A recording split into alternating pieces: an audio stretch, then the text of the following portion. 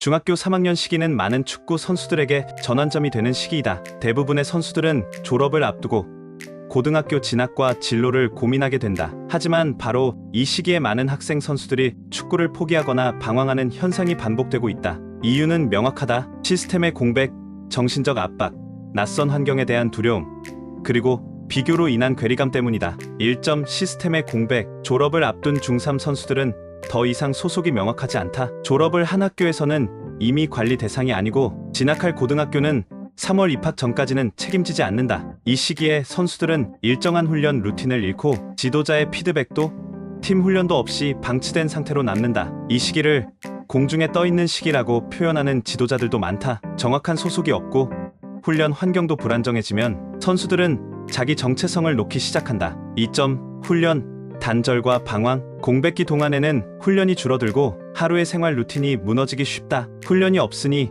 남는 시간은 많아지고 이 시간을 어떻게 보내느냐에 따라 선수의 미래는 크게 갈린다. 실제 이 시기에 유튜브, 게임, 친구들과의 무의미한 만남, 때로는 일탈이나 사고로 이어지는 경우도 적지 않다. 그동안 열심히 살아왔다는 피로감과 어차피 나보다 잘하는 애들 많다는 자괴감이 겹치면서 스스로 축구를 내려놓는 선수도 많다. 3점 동계훈련과 비교 스트레스. 일부 선수들은 이 시기 동계훈련에 참여하게 된다. 하지만 그 훈련은 오히려 또 다른 심리적 충격이 되기도 한다. 전국에서 모인 선수들 중에는 신체 조건이 더 뛰어난 선수, 기술적으로 완성도가 높은 선수들이 많다. 새로 가게 될 고등학교 팀에서 자신이 가장 부족해 보이는 순간 선수는 큰 괴리감을 느낀다. 나는 이 팀에서 살아남을 수 있을까? 그 질문은 때때로 포기의 이유가 된다. 4점 낯선 환경.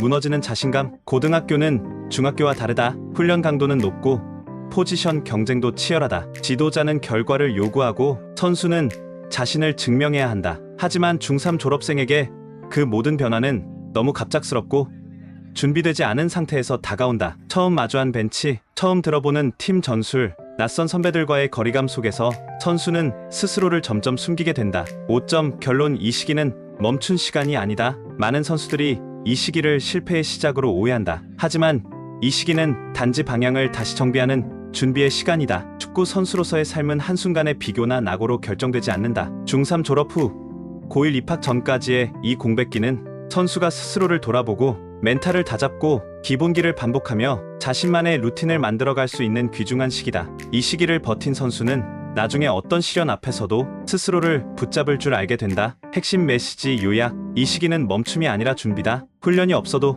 내 목표는 계속 살아 있어야 한다. 혼자 있는 시간이 많을수록 너는 너를 이겨내는 법을 배울 수 있다.